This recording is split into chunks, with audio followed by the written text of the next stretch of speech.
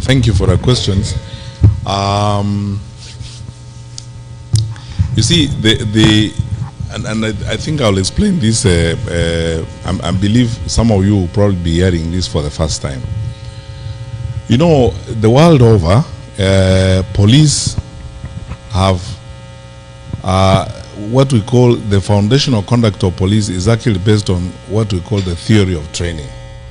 In many countries, especially in communist-related countries or in Eastern Europe, police are trained to suppress the population, or they are trained in some cases to do work that is essentially militaristic and so on.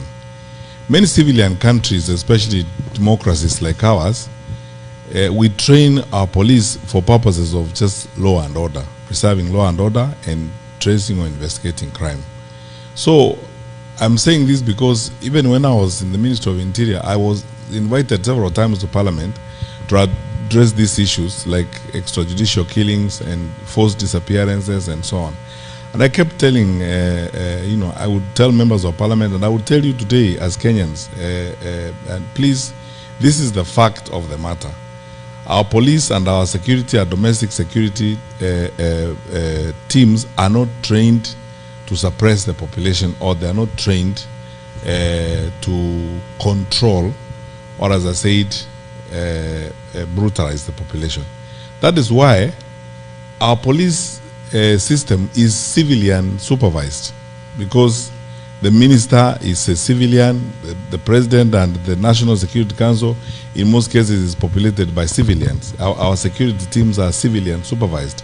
They're supervised by civilians, not trained security people as it were.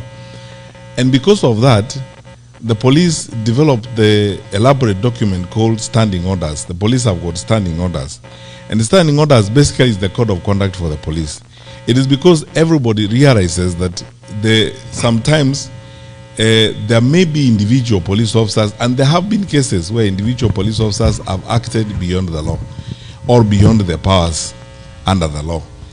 And that happens with every profession, because I mean, we have a code of conduct for teachers. I was Minister for Education, and I know cases where teachers were dismissed and punished for having affairs with students and that kind of thing. Because of that, that is why I normally say we have to drill down on these issues in a very specific manner. And that's why we call for accountability. And in cases where investigations have been done and culpability has been established, police officers have been jailed, and some of them have been punished. In cases where some of them have even been charged with manslaughter or even murder in that case, or execution for that matter. That's why on this particular issue, if you ask me what's my take on it, I have been calling for accountability. Let there be accountability for what has happened. And by the way, no one should tell you that we cannot get to the person who actually shot that person, because you see, these teams move in the command in small groups as platoons and so on, and they are assigned particular areas when they are given assignments in the morning. So we can actually, there are many other things. I don't want to look like I'm betraying my former colleagues, senior security officials, but there are ways in which it can be established. You can drill down to the actual officers who are involved in those particular acts, and they are brought to book. They are punished. And if we don't do that, then we will have a rogue, security system. The reason why we always insist on accountability is because that is how civilian supervision is going to restore and ensure dignity in the policing of the country, as it were. Let me give you an example. A number of times when I was minister, I had these experiences, and let me give you practical examples. A boda rider was killed by some police officers somewhere in Marani or somewhere there. And then I was invited to, because the matter became, problematic, so we were invited to investigate the issue. I went there with the Inspector General of Police. There is a unit we used to call the Internal Affairs Unit. And we drilled down to a point of actually getting the people who were actually involved in that particular incident. So it's possible, it's very possible to drill down to the respective incidents and ensure this is done. What is my take on how Gen Z are expressing themselves? I don't know of what kind of country we want to have where people don't express themselves. I've given this example before, and please, if you don't mind, you can indulge me. I give this example. When I went to education, I used to insist in schools, when I'm going to schools, especially for Parents' Day meetings, that let us now listen to even the students, because the general tradition of conducting affairs, in schools is you have a Parents' Day meeting, and everybody tunakula pilau, people stand up and go, and the students don't say a thing. Yet actually we have gone there for students.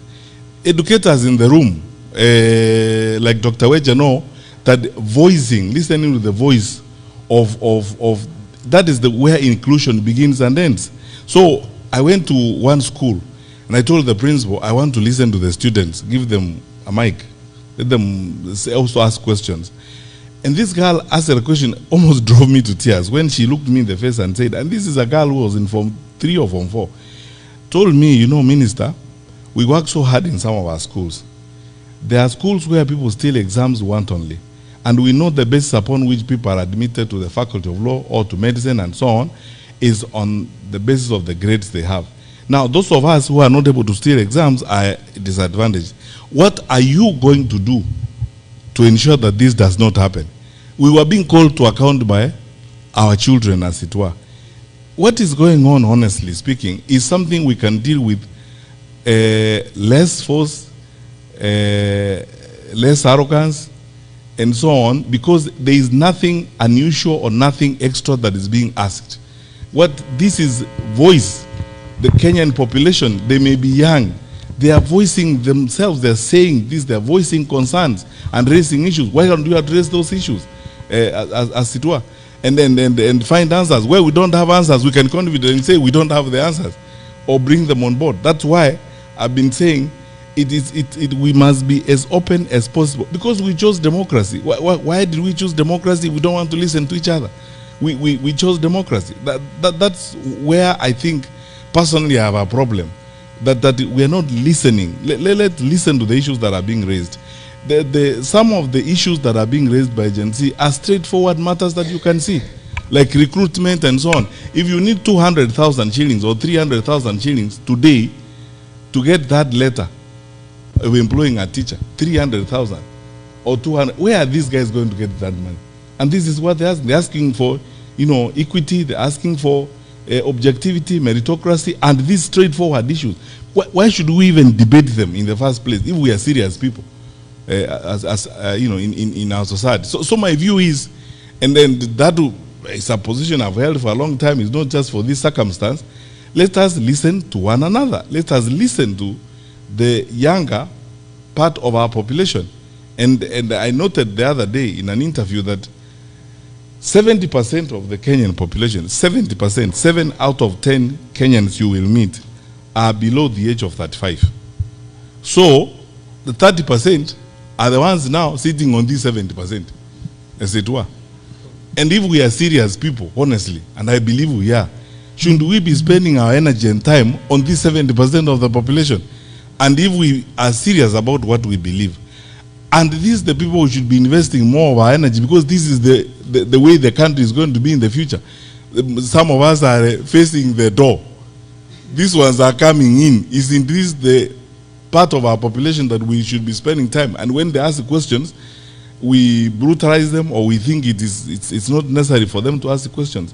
So my view is, and lastly on that particular matter, there are many things I will, when I release my manifesto, I'm going to point out, for example, a program that I would like to encourage Kenyan leaders to espouse. You guys are living in the US. You know something called the White House Fellows Program. The White House Fellows Program is one of the most famous programs that has trained leaders in this country. Young top interns who intern in White House, who end up becoming leaders who do great things. Of course, the most famous intern was Monica Lewinsky, for different reasons, for the wrong reasons. But you see, I would like, for example, I have been writing a program with my colleagues on my campaign team to develop a program like that in Kenya, if I had the opportunity myself to be president, and then replicate it 47 times in every county. Imagine how many young people you will bring into leadership through that. And then train them. Lastly, people forget one thing, by the way. The Matibas, the Kibakis, the Uhurus who ended up becoming president, they started the experiment or the opportunity when they were 20-something years old. So why are we stopping them? Yeah, why are we stopping them? I mean, where are we going to get leaders from? Sasa tunakaa sisi tukae huko mpaka tukuishie huko, then what happens? Because we should now begin that process of trying those 20-something, bringing them, you know, and working on that program. So my vision, which I will publish in the document, is that one of replicating that White House Fellows program and replicating it for 7 times in every county, and then using it to begin a new process of training young leaders. And I swear to you, I will manage it through a very brutal meritocratic process. Brutal. Yeah. I will not care whether somebody is Rendire or Michikenda or wherever they come from, whether they are pink, green or yellow, provided they are Kenyans. And then you will see where Kenya goes after that. I mean, it will be interesting. Thank you.